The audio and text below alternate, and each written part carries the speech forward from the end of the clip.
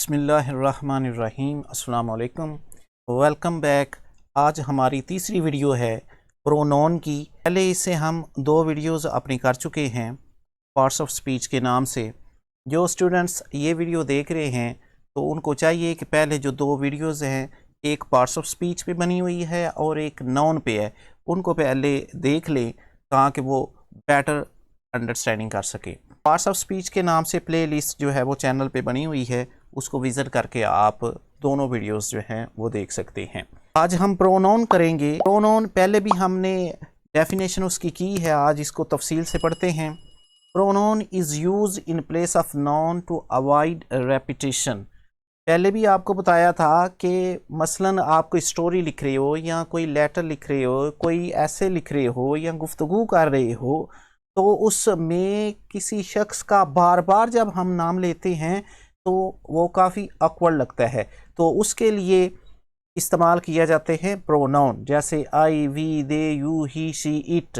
तो इसकी आगे जो काइंड्स हैं उनको देखते हैं। सबसे पहले आते हैं पर्सनल प्रोनाउन। पर्सनल प्रोनाउन क्या होते हैं?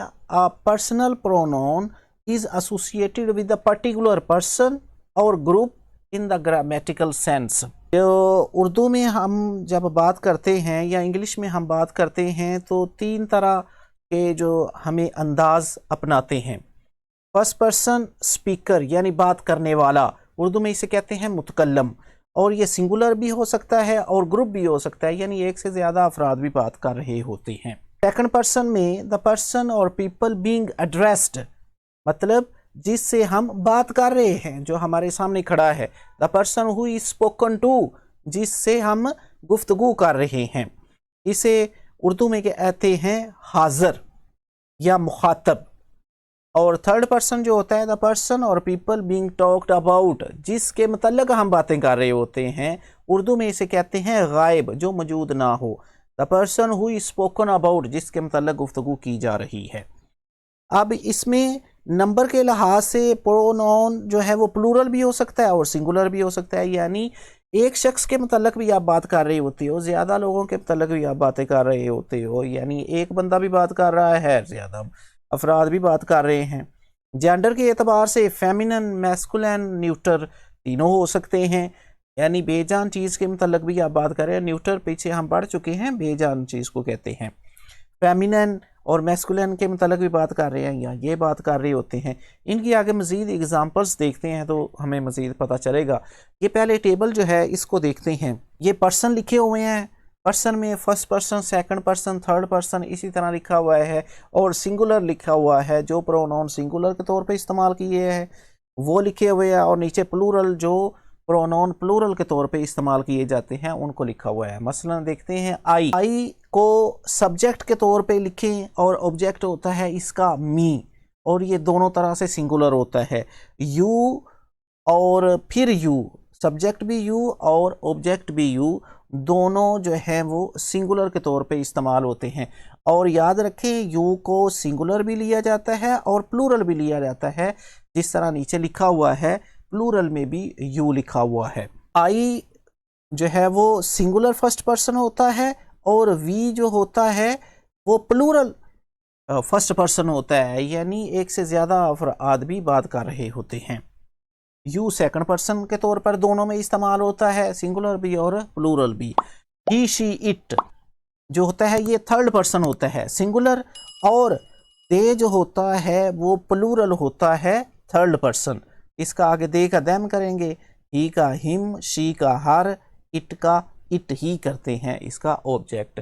इस टेबल से आपको ज़्यादा जो है वो क्लियरेंस हो गई होगी। आगे जब चलते हैं हम तो दूसरा हमारे पास प्रोनाउन है वो relative pronoun. A relative pronoun is used to refer to nouns mentioned previously, whether they are people, places, things, animals, or ideas. The words which serve as pronoun and also connect one sentence with the other sentence. ये जो relative pronoun होते हैं इनको इस्तेमाल किया जाता है एक सेंटेंस को दूसरे सेंटेंस से जोड़ने के लिए। आगे इसकी एग्जांपल करते हैं तो क्लियर हो जाएगा। मसलन आप पीछे किसी शख्स का जिक्र हुआ है तो आगे उसका जिक्र ना करें, उसका नाम ना लिखें, लेकिन उसकी जगह पे प्रोनाउन जो हम इस्तेमाल करते हैं उसको कहते हैं रिलेटिव प्रोनाउन। देखें जैसे हु और हुम होता है, ये इंसानों के लिए इस्तेमाल होता है और अल्लाह ताला के लिए इस्तेमाल होता है। Allah who is our creator knows everything, ठीक है ना। पीछे हमने अल्लाह लगाया है, अल्लाह के बाद हु लगाया है, यानी अल्लाह हु जो इज़ आवर क्रिएटर, जो हमारा खालक है, नोज एवरीथिंग, हर एक चीज़ जानता है। Farooq who is my nephew lives in Islamabad, the boy whom she met yesterday has died, वो बच्चा जिससे वो खातून जो है वो कल मिली थी मर चुका है। आगे विच का इस्तेमाल करते हैं जानवरों के लिए, परिंदों के लिए और नॉन लिविंग थिंग्स के लिए। The dog which bit her was mad, ठीक है ना। डॉग का जिक्र किया है और फिर उसको प्रोनाउन लगा के बताया है, वो जो खास कुत्ता है जिसने काटा है वो मैड है, पागल है। The book which is new is not mine, that is used for humans, animals and non-living things. The man that stood there was a poor. The cow that has been bought by us is red. There are trees that will be planted. यानी पीछे noun का जिक्र होता है, आगे उसको explain किया जाता है उसके प्रोनाउन को, और इस प्रोनाउन को कहते हैं relative pronoun. That is the woman whose husband is ill. Whose जो है वो भी ह्यूमंस के लिए, एनिमल्स के लिए और नॉन लिविंग थिंग्स के लिए इस्तेमाल करते हैं। The dog whose tail is short is not ours. आगे जो है हमारे पास आ गए हैं reflexive pronoun. Reflexive pronoun are words ending in self और selves that are used when the subject and the object of a sentence are the same. मसलन she looked at herself in the mirror, वो लड़की जो है उसने अपने आप को आईने में देखा। जो रिफ्लेक्सिव प्रोनाउन होते हैं तो सेंटेंस में सब्जेक्ट और ऑब्जेक्ट एक ही हों तो उस वक्त हम रिफ्लेक्सिव प्रोनाउन इस्तेमाल करते हैं। मसलन reflexive pronoun refer back to the subject of a sentence और क्लॉज, जो पीछे उसका ऑब्जेक्ट होता है उसकी तरफ इशारा करता है रिफ्लेक्सिव प्रोनाउन। आई का माई सेल्फ होता है, यू का योर सेल्फ या योर सेल्व्स, क्योंकि आपको पता है यू सिंगुलर भी इस्तेमाल होता है और प्लूरल भी इस्तेमाल होता है। He himself, she herself, they themselves, we ourselves, it itself, one oneself होता है। आगे इसके ज़रा एग्जाम्पल देखते हैं। Our children walk to school by themselves. चलते हैं, हमारे पास है indefinite pronoun, a pronoun that doesn't specifically identify what it is referring to। ये मखसूस शख्सियात या मखसूस जगह के लिए इस्तेमाल नहीं होते, ये अमूमियत पैदा करते हैं चीज़ों में। मसलन ये है एन अदर, सम, एनीवन, समबडी, वन, एनीबॉडी। ऐसे इसकी एग्जांपल देखते हैं। Someone at the last slice of pizza. अच्छा, ये जो लफ्ज़ लिखा हुआ है ATE, इसे एट नहीं पढ़ना, ये पढ़ेंगे it tried everything but nothing worked.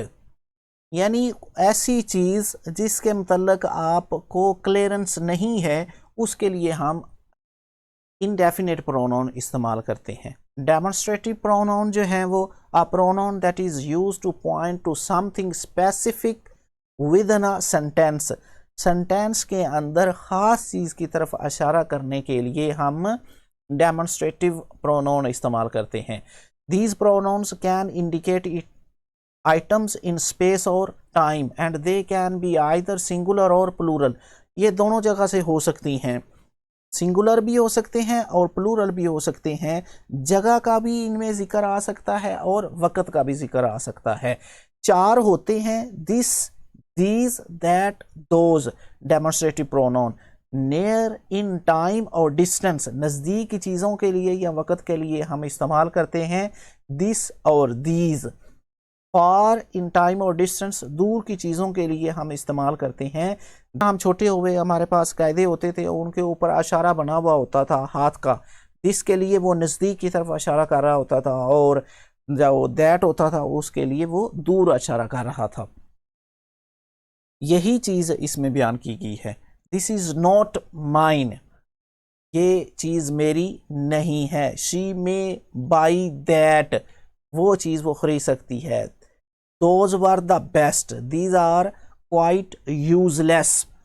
तो डेमोस्ट्रेटिव प्रोनाउन 4 हैं। दिस और दीज को नज़दीकी चीज़ों के लिए, और दैट दोज को दूर की चीज़ों के लिए आइडेंटिफाई करने के लिए हम इस्तेमाल करते हैं। 6 पे आ जाए जी, distributive pronoun. This pronoun is use to indicate all the members of representative group. Some of the distributive pronouns are like each, either, neither, everyone, any. They always singular and followed by the singular verbs. ये चीज़ इसकी आपने ख़ास तौर पर ज़हन में रखनी है कि इनको हमेशा सिंगुलर के तौर पर ही लिया जाता है, और इनके बाद जो वर्ब आएगा वो सिंगुलर डील करना है आपने। ख़ास जो होता है वो चीज़ों को रिप्रेजेंट करने के लिए सेंटेंस में ड्यूटी प्रोनाउन का इस्तेमाल करते हैं। मसलन नीचे एग्जांपल है, इसकी देखते हैं। ईच ऑफ द स्टूडेंट्स, जितने भी स्टूडेंट्स हैं उनमें से हर एक have participated in the drama act. I may buy either of these two gifts, जो neither of them plays well। अब देखिए neither of them, उनमें से कोई भी नहीं, आगे plays लगा हुआ है, यानी s का इजाफा किया है। s का इजाफा कब करते हैं? सिंगुलर के साथ। neither of them plays well, neither को बतौर सिंगुलर डील कर रहे हैं। नेक्स्ट देखते हैं interrogative pronoun, a pronoun which is used to make asking questions. ऐसे प्रोनाउन जिनको हम सवाल के लिए इस्तेमाल करते हैं उनको हम कहते हैं इंटरोगेटिव प्रोनाउन। इसको इंटेरोगेटिव नहीं पढ़ना, लफ्ज़ है इंटरोगेटिव प्रोनाउन। मसलन what, which, who, whom and whose, ये 5 होते हैं। इनको ज़रा एग्जांपल से देखते हैं। What do you want for dinner, खाने के लिए क्या चाहते हो? Which colour do you prefer, who is that, whom do you live with। Interrogative pronouns कौन से होते हैं? 5 होते हैं जो क्वेश्चन पूछने के लिए इस्तेमाल होते हैं। डियर स्टूडेंट्स, ये थी आज की हमारी वीडियो प्रोनाउन पर। इसके बाद एक नई वीडियो के साथ हाज़िर होंगे। तब तक के लिए अपना और अपने इस चैनल का ख्याल रखें। अल्लाह हाफिज़।